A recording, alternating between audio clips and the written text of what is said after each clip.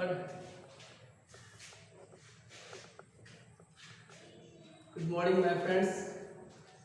आज हम प्रीपोजिशन के बारे में आप लोगों को समझाने जा रहे हैं एक फिगर के द्वारा, और ये मेरा पहला वीडियो है। आप लोग सपोर्ट करिएगा कि कैसे प्रीपोजिशन को लोग समझ सकते हैं अच्छी तरीके से। तो इसलिए हम एक फिगर के द्वारा डिनोट करके आपको बताएंगे कि प्रीपोजिशन को कैसे सोल्यूशन किया जा सकता है, कैसे इसको कवर किया जा सकता है। तो ज़्यादा से ज़्यादा प्रीपोजिशन इसमें कवर किया गया है। तो एक एक प्रीपोजिशन के बारे में हम लोग समझेंगे जो फिगर पे यहाँ पे दिया गया है। सबसे पहले आज हम प्रीपोजिशन स्टार्ट कर रहे हैं। देखिए कि प्रीपोजिशन है क्या, इसको पहले समझेंगे। यहाँ जो लिखा हुआ है प्रीपोजिशन, प्रीपोजिशन अगर इसको संधि विच्छेद करते अलग अलग करते हैं तो प्री प्लस पोजिशन, प्री का मतलब होता है पहले और पोजिशन का मतलब होता है स्थिति। प्री मीन्स पहले, पोजिशन का मतलब स्थिति। अब सब जो पहले की स्थिति को डिनोट करता है। देखिए इसी तरह बहुत सारे चैप्टर्स है, जैसे कंजक्शन है, कंजोड़ जंक्शन मतलब जोड़ने का काम करता है। तो जब दो शब्दों को जोड़ता है तो कंजक्शन होता है। इसी तरह प्रीपोजिशन जो है ये रिलेशन बताने का काम करता है। यहाँ पे देखिए प्रीपोजिशन का यहाँ पे डेफिनेशन लिखा गया है कि प्रीपोजिशन है क्या। देखिए preposition is a word, preposition एक शब्द है that show the position of something. मतलब प्रीपोजिशन का जो यूज किया जाता है किसी चीज के पोजीशन को बताना, है ना। यही लिखा हुआ पोजीशन ऑफ समथिंग, किसी चीज के पोजीशन को बताना। जैसे कि थोड़ा सा एग्जांपल हम लोग यहाँ पे समझेंगे कि Raju is sitting, Raju is sitting in the chair। अब यहां पे समझना है कि Raju is sitting in the chair या ऑन द चेयर। पोजीशन को हम यहां पे बता रहे हैं कि राजू जो चेयर पे बैठा हुआ है तो यहाँ पे इन होगा या ऑन होगा, उस पोजीशन को हम यहाँ पे बता रहे हैं आपको कि यहाँ पे राजू जो बैठा हुआ है इन या ऑन। तो कंडीशन है इन भी हो सकता है ऑन भी हो सकता है, बट देखना ये होगा कि वो चेयर कैसा। अगर उसके अंदर हैंडल लगा हुआ है तो इन होगा, हैंडल नहीं है तो ऑन होगा। तो जनरली इसी तरह प्रीपोजिशन को हम लोग यूज करते हैं। अब आइए एक फिगर के द्वारा आपको हम डिनोट करके बताते हैं कि कैसे प्रीपोजिशन को या प्रीपोजिशन का यूज हम लोग करते हैं। तो देख लिए कि हमने दो यहाँ पे टैंक बनाया है। एक टैंक जो है यहाँ टैंक 1 है जिसका नाम दिया गया है, और दूसरा है टैंक 2 है। एक टैंक यहाँ है टैंक 1, दूसरा टैंक 2 है, और इस टैंक में पानी को डाला गया है। समझिए कि एक नल के द्वारा यहाँ पे पानी डाला रहा है। ध्यान से समझिएगा इस चीज को कि पानी डाल रहे हैं इस नल में, है ना। और पानी डालने के बाद इस पानी को हम कर क्या रहे हैं कि पानी को फ्लो करा रहे हैं। एक पाइप के सहारे पानी को फ्लो करा रहे हैं, और फ्लो कराते हुए यहाँ देखिए कि फ्लो कराते हुए एक यहाँ जो मोटा सा पाइप है उसके बीच से पानी को गुजार रहे हैं, और उसके बीच से पानी को गुजारते हुए हम यहाँ नीचे जो आ रहे हैं बेसमेंट में आ रहे हैं, मतलब टैंक नंबर दूसरा में आ रहा है। तो इसमें देखेंगे कि कैसे इसका प्रीपोजिशन का इसमें यूज किया गया है। अब देखिए थोड़ा सा समझेंगे कि देखिए मान के चलिए टंकी है, या ऐसा आप समझ सकते हैं कि आपका छत है, आपके छत के ऊपर एक टंकी रखा हुआ, और नीचे जो देखते हैं जो गांव में देखेंगे कि हौज भरा रहता है। तो वहां से पानी कैसे, वहां से पानी मतलब एक टंकी से पानी फ्लो करके एक हौज में जाना है, मतलब उस तरीके से आप समझ सकते हैं जनरली। अब देखिए जो आप टंकी खरीदते हैं तो देखते उसका भी एक लेवल बना रहता है, नहीं लेवल रहता है नहीं, 1000 लीटर का, 2000 लीटर का, 5000 लीटर का। इसी तरह मैंने इस टंकी का एक लेवल बनाया हुआ है, नहीं 0 लीटर है, 10 लीटर है, 20 लीटर है, 30, 40, 50, 60, 70, 80। अब देखिए मान के चलिए कि टंकी का लेवल बन गया।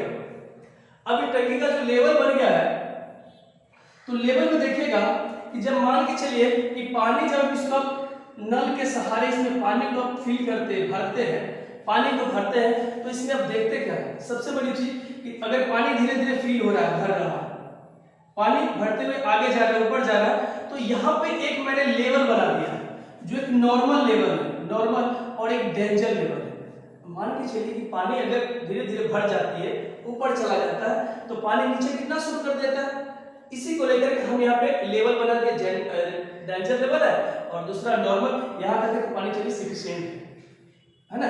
या दूसरे तरीका से अगर समझेंगे तो दो टैंक का तरीका समझिए या हौज का तरीका, दोनों तरीके से आप समझ सकते हैं। अब देखेंगे यहाँ कि पानी जो है एक नल के सहारे इसमें डाला जा रहा है। देखिए यहाँ पे इन का प्रयोग किया गया है, ध्यान से समझिएगा। यहाँ पे इन का प्रयोग किया गया है। इन का प्रयोग कहाँ करते हैं? अब देखिए इन का प्रयोग वहां करते हैं कि जब कोई वस्तु किसी के अंदर हो, जब कोई वस्तु किसी के अंदर हो और वो चारों तरफ से घिरा हुआ हो, जब कोई वस्तु किसी के अंदर हो और वो चारों तरफ से घिरा हुआ है तो इन का प्रयोग करते हैं। जैसे कि आप लोग क्लासरूम में बैठे हुए हैं, आप लोग क्लासरूम में बैठे हुए हैं नहीं तो क्या कहते हैं? We are sitting in the classroom, तो क्लासरूम चारों तरफ से घिरा हुआ है। इसी तरह यहाँ पे इन का प्रयोग बताया गया। अब देखिए पानी तो इसमें डाल दिए, अब देखिए हम एक लेवल बना के आगे इसको बढ़ा रहे हैं, तो एक है डेंजर लेवल है और एक नॉर्मल लेवल है। देखिए मान के चलिए कि पानी यहाँ तक है नॉर्मल लेवल में, है ना। देखिए यहाँ पे समझ लीजिए थोड़ा सा नॉर्मल लेवल और डेंजर लेवल। अब देखिए यहाँ पे नॉर्मल लेवल और डेंजर लेवल को एक प्रयोग के रूप में बताया गया है। मान के चलिए कि अब गंगा नदी है, जब देखते हैं कि गंगा नदी में पानी अगर ज्यादा चला जाता है तो उसमें देखते हैं कि एक लेवल बना होती है कि डेंजर लेवल के ऊपर चल रहा है पानी, डेंजर लेवल से नीचे चल रहा है या पानी नॉर्मल लेवल चल रहा है ना। तो इसी को लेकर के यहाँ पे प्रयोग बताया गया है बिलो और डेंजर या एबव का। देखिए एबव का मतलब होता है से ऊपर और बिलो का मतलब होता है से नीचा, से ऊपर से नीचा। देखिए एबव और बिलो का प्रयोग कहाँ करते हैं? देखिए दोनों का एबव और बिलो का प्रयोग वहां करते हैं जब दो चीज का तुलना करना हो, कंपैरिजन करना हो। जब हम दो चीज का तुलना करते हैं तब हम एबव और बिलो का प्रयोग करते हैं। मान के चलिए कि यहाँ जो टैंक जो दिया हुआ है कि 50 लीटर से ऊपर है, नहीं तो से ऊपर, देखिए एबव, देखिए से 80 लीटर से नीचे है, नहीं 80 लीटर से नीचे तो क्या हो जाएगा? बिलो का प्रयोग हो जाएगा। तो कंपैरिजन हो रहा है, तुलना।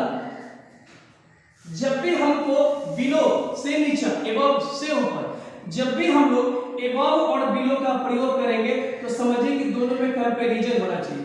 अगर इसको नहीं समझते तो दूसरे तरीके से हम समझाते हैं। जैसे देखिए नॉर्मल लाइफ में आप देखते हैं कि एपीएल फैमिली और बीपीएल फैमिली। देखिए एपीएल, बीपीएल, एपीएल, बीपीएल। देखिए एपीएल का मतलब क्या होता है और बीपीएल का मतलब क्या होता है? APL above the poverty level, मतलब गरीबी रेखा से ऊपर, और BPL below the poverty level, गरीबी रेखा से नीचे। तो देख रहे कि दोनों में कंपैरिजन किया गया है। एबव द पॉवर्टी लाइन, गरीबी रेखा से ऊपर, और एबव या बिलो द पॉवर्टी लाइन, गरीबी रेखा से नीचे। मतलब सरकार के द्वारा एक इस तरह की स्तर बनाया गया है कि अगर इतना संपत्ति आपके पास है या इतना जमीन आपके पास है तो एपीएल में आएंगे, उससे अगर ज्यादा है तो उससे एपीएल में चले जाएंगे, अब उससे कम है तो बीपीएल में चले जाएंगे। तो इसमें क्या देखा गया कि दोनों में कंपैरिजन किया गया है, तुलना नहीं। इसीलिए जब भी हम एबव और बिलो का प्रयोग करेंगे तो समझिए कंपैरिजन होना जरूरी है। अब आते हैं आगे चलते हैं, टंकी में यहां आते हैं। अब देखिए ये पानी जो है एक लेवल में इसमें पानी डाल दिया हमने, नहीं चाहे यहाँ पे लेवल जो भी हो। अब देखिए इस पानी को हम फ्लो करा रहे हैं, ध्यान से समझिएगा, इस पानी को हम फ्लो करा रहे हैं और फ्लो करा करके यहाँ पे देखिए बेसमेंट यहाँ पे मैंने बनाया हुआ और यहाँ से पानी दूसरे टैंक में हम ला रहे हैं। अब देखिए पानी यहाँ से फ्लो करा रहे हैं। देखिए जब कोई वस्तु किसी से बाहर जाता है, ध्यान से समझिएगा, या जब कोई पदार्थ किसी चीज से किसी के सहारे बाहर जाता है तो कम आउट ऑफ का प्रयोग किया जाता है या फ्रॉम का प्रयोग किया जाता है। जैसे आप लोग क्लास में बैठे हुए, आप यहाँ से बाहर जाएंगे तो क्या कहेंगे, है ना, we are going out of the classroom, नहीं हम लोग क्लासरूम से बाहर जा रहे हैं, या फ्रॉम द क्लासरूम। तो यहाँ पे आउट ऑफ का प्रयोग, है ना, कम आउट ऑफ या फ्रॉम का प्रयोग जब कोई वस्तु या जब कोई पदार्थ कोई चीज उससे बाहर की तरफ निकलता है तो इसका प्रयोग किया जाता है। अब देखिए पानी को पास करते हुए हम आगे ले रहे हैं, यहाँ पे ले जा रहे हैं और पाइप के सहारे पानी को हम आगे बढ़ा रहे हैं। अब देखिए एक यहाँ पे देखिएगा कि पाइप के सहारे ही पानी जो है नीचे की तरफ गिर रहा है, ये पानी पाइप के सहारे नीचे की तरफ गिर रहा है। यहाँ पे देखिए मतलब ये भी पाइप है और ये भी पाइप है, ध्यान से समझिएगा थोड़ा सा, और ये पानी बढ़ते हुए आगे की तरफ जा रहा है। और एक यहाँ देखिए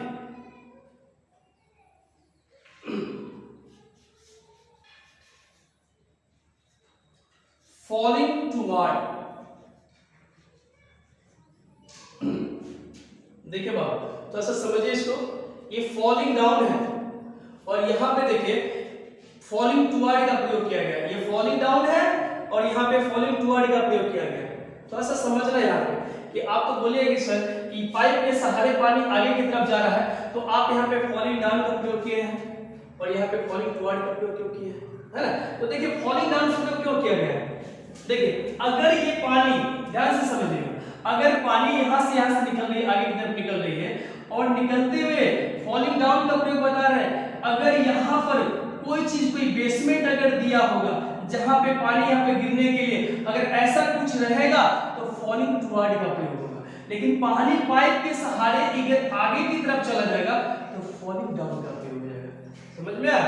इसीलिए यहाँ पे फॉलिंग डाउन का प्रयोग किया गया है। फिर से समझ लीजिए, पानी पाइप के सहारे आगे की तरफ जा रहा है, क्लियर है, इसलिए फॉलिंग डाउन का प्रयोग किया गया है।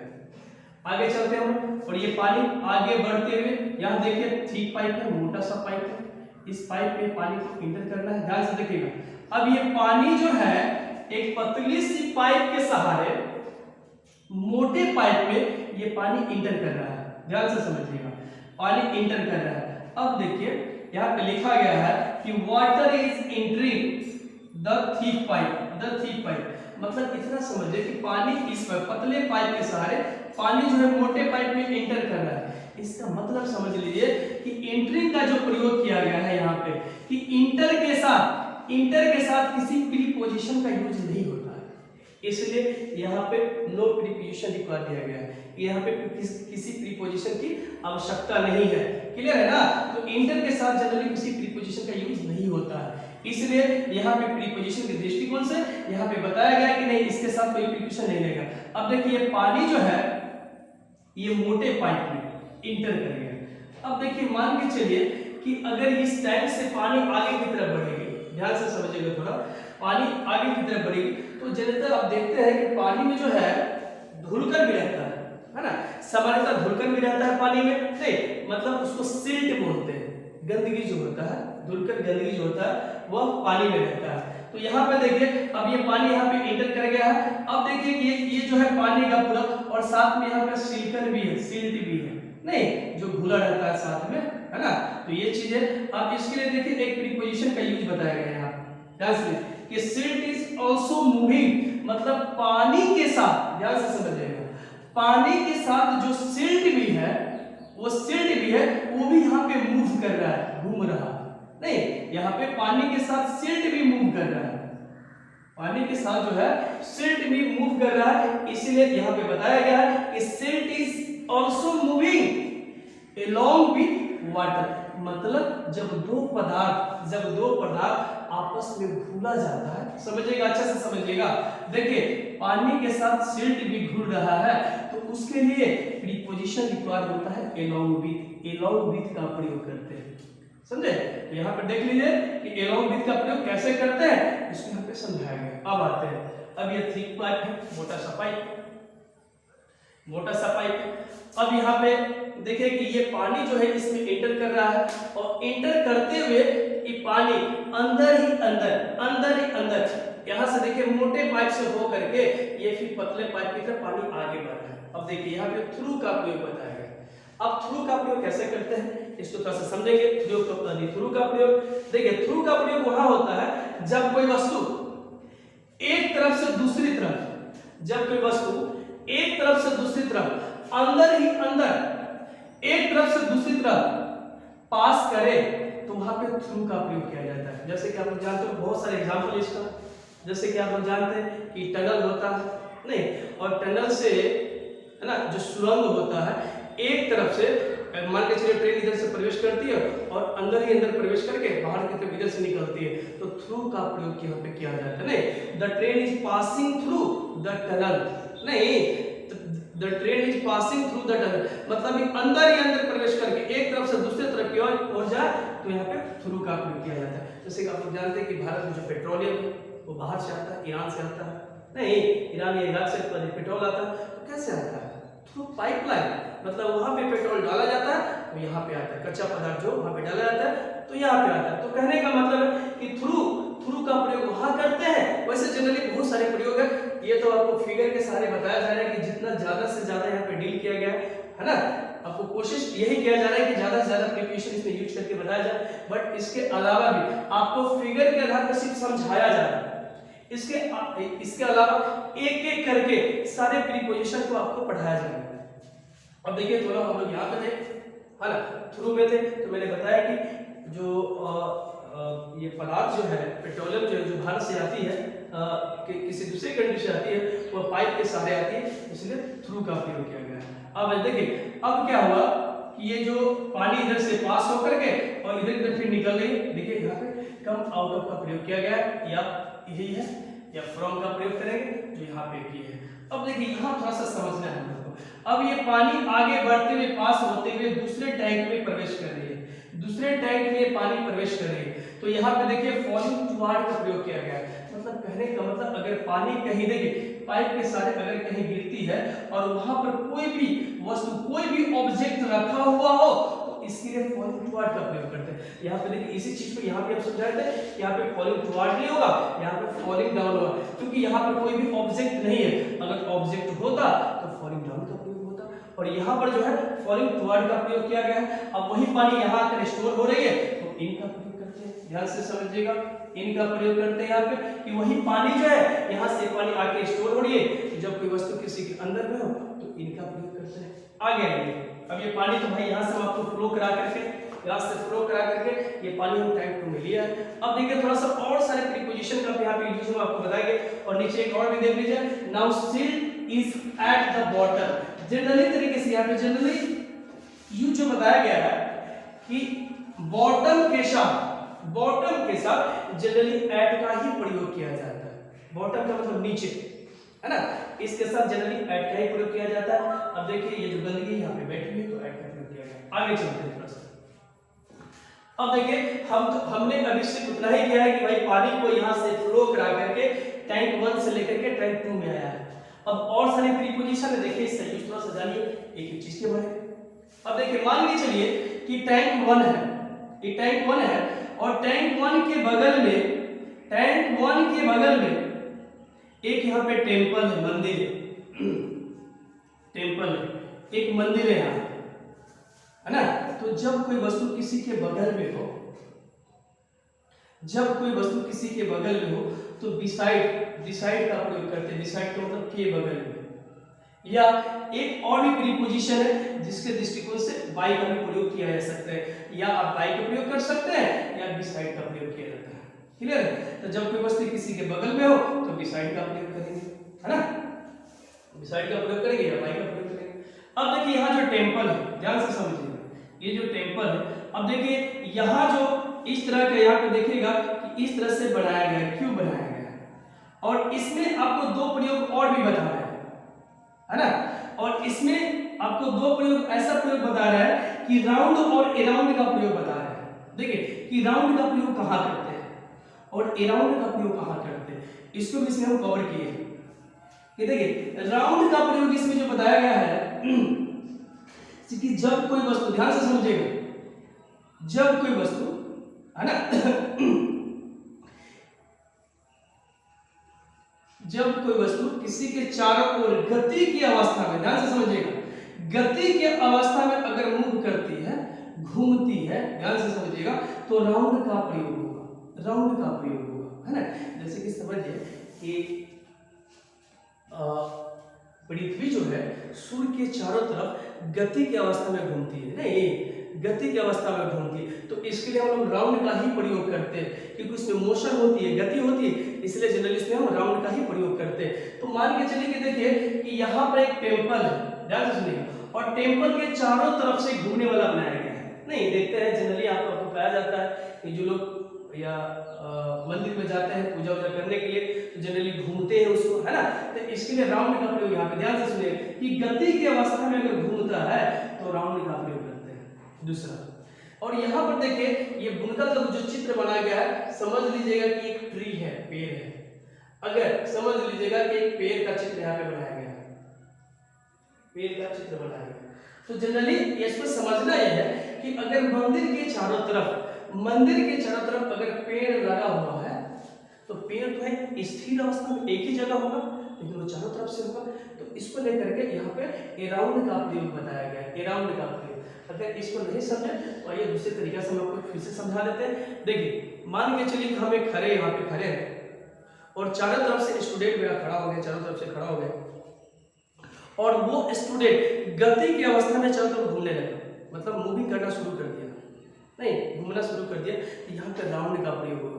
अगर वो स्टूडेंट खड़े के खड़े जो जहाँ है वही है, लेकिन वो चारों तरफ से बहुत सारे स्टूडेंट खड़े हैं, तो इसके लिए राउंड का प्रयोग होगा, अराउंड का प्रयोग होगा, है ना। तो इतना समझ लें कि राउंड का प्रयोग जो होता है जो गति की अवस्था में घूमते हैं, और अराउंड का प्रयोग वहाँ होता है जो स्थिर अवस्था में होता है।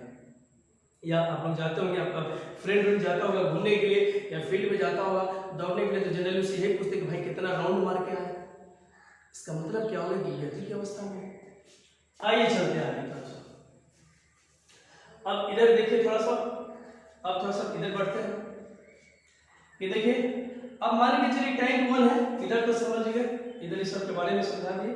आगे आइए, अभी टैंक 1 जो है, इस टैंक 1 के इस बगल देखिए, मान के चलिए लेफ्ट है राइट है, कि यहाँ जो है कि बगल में एक बिल्ली बैठी हुई है, ध्यान से समझिएगा, इस बगल में एक बिल्ली बैठी हुई है, टैंक 1 के बगल में एक बिल्ली बैठी हुई है। तो यहाँ पे ऑन का प्रयोग दिया गया है, ध्यान से समझिएगा कि ऑन का प्रयोग कहाँ करते हैं। ऑन का प्रयोग वहां करते हैं कि जब कोई वस्तु किसी के ऊपर हो, जब कोई वस्तु किसी के ऊपर हो, और जब कोई वस्तु किसी के ऊपर हो और नीचे वाले वस्तु से सटा हुआ हो, तो जनरली ऑन का प्रयोग किया जाता है। जब कोई वस्तु किसी के ऊपर हो, नहीं कहते the pen is on the table, इसका मतलब है कि पेन जो है ये टेबल से सटा हुआ है, ऑन का प्रयोग करते हैं।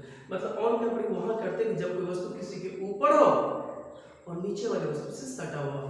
यहाँ पे देखिए ऑन का प्रयोग, बिल्ली जो है बैठी हुई, the cat is on the floor, नहीं फ्लोर के ऊपर, जगह के ऊपर, सतह के ऊपर बैठी हुई, तो ऑन का प्रयोग।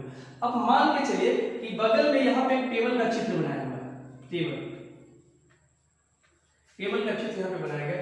अगर ये जो बिल्ली जो है, कैट जो है, डायरेक्ट इस पे अगर छलांग मारती है, नहीं डायरेक्ट अगर यहाँ से यहाँ छलांग मारती है, तो अपॉन का प्रयोग करेंगे, ऑन नहीं अपॉन।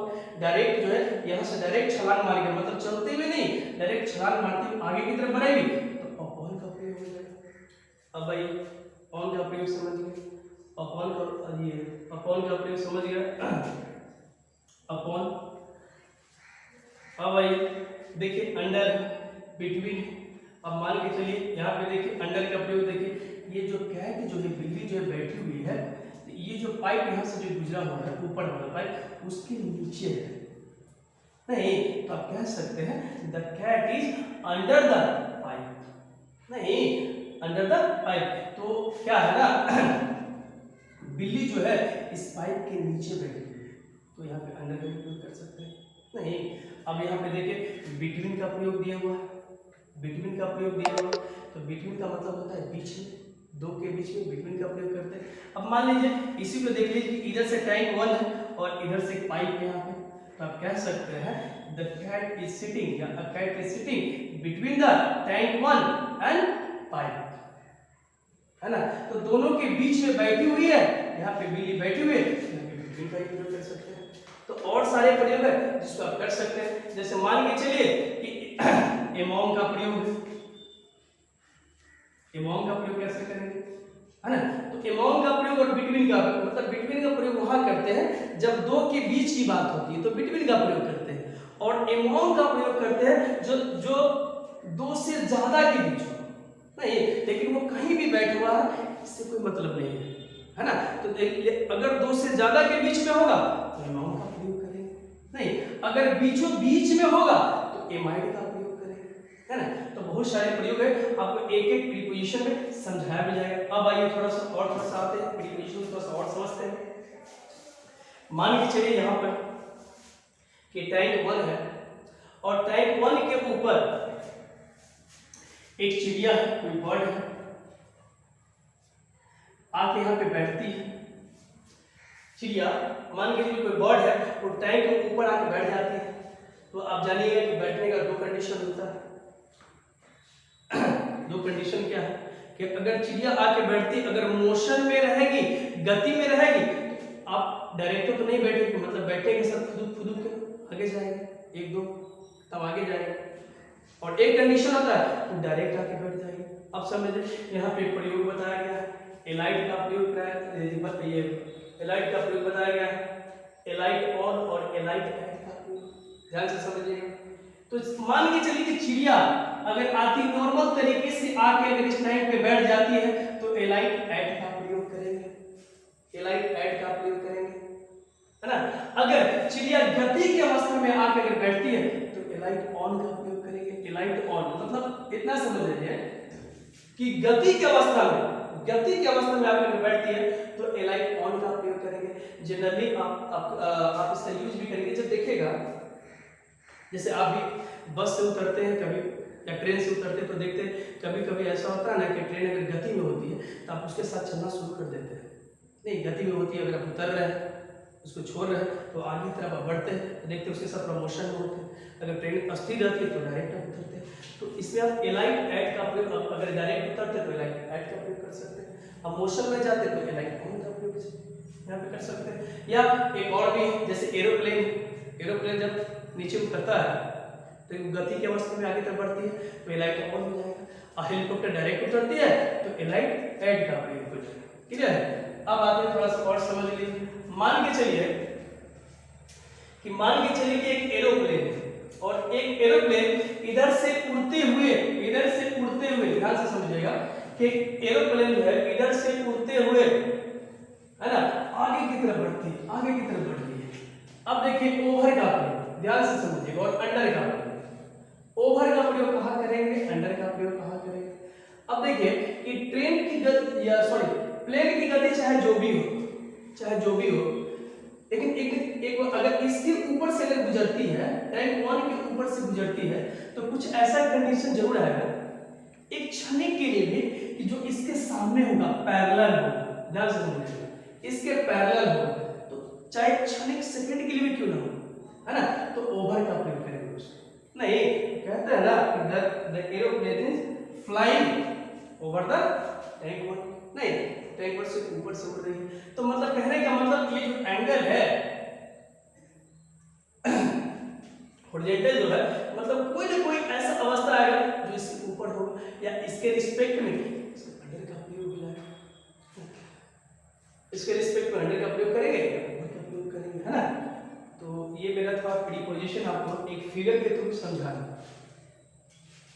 कि ज्यादा से ज्यादा कोशिश किया कि इस प्रीपोजिशन को आपको समझाएं। अब जो है प्रीपोजिशन को एक एक प्रयोग में सारा प्रीपोजिशन को आपको, है ना, एक एक करके आपको पढ़ाया जाएगा, ठीक है ना। तो आज के लिए बस इतना ही, बहुत बहुत धन्यवाद। मेरा भी चैनल देखिए आप लोग, थैंक यू। कैसा लगा? Good morning student, this is my first video. जैसे कि आप जानते हैं मैं गोपाल सर, और ये मैं सबसे पहला मैं वीडियो में जारी किया है, और कोशिश मेरा यही रहता है कि मैं ज़्यादा फिगर पे हर चीज़ को समझाऊं, और ये मेरा सबसे पहला वीडियो है। अगर मैं आप लोगों को ग्रामर और स्पोकन का भी और फुल्ली ग्रामर आपको पढ़ाएंगे फ्री ऑफ कॉस्ट। तो ये मैं आपसे उम्मीद करता हूं कि अगर ये वीडियो आप लोग को अच्छा लगा हो सपोर्ट करिए, इसी तरह आगे भी वीडियो बनाते रहेंगे। मुझे उम्मीद है कि आप इस फिगर को समझे होंगे। तो ये तो सिर्फ एक ट्रेलर था, जैसा कि हम कह रहे हैं, मैं कह रहा हूँ कि एक ट्रेलर था कि इसको प्रीपोजिशन को समझाना, बट आगे भी बहुत बेहतर तरीके से निकालेंगे। अब एक एक पॉइंट को हम समझाएंगे आपको, जैसे प्रीपोजिशन का जो भी पॉइंट है सारे के सारा वीडियो आपको फ्री में ही मिलेगा, एकदम आपको 1 रुपया भी नहीं लगेगा, फ्री ऑफ कॉस्ट मिलेगा, और साथ में स्पोकन का भी मिलेगा आपको। तो इसलिए हम चाहते हैं कि आप हमको सपोर्ट करें और ये जो मेरा चैनल है इसको लाइक करें, सब्सक्राइब करें। Thank you very much.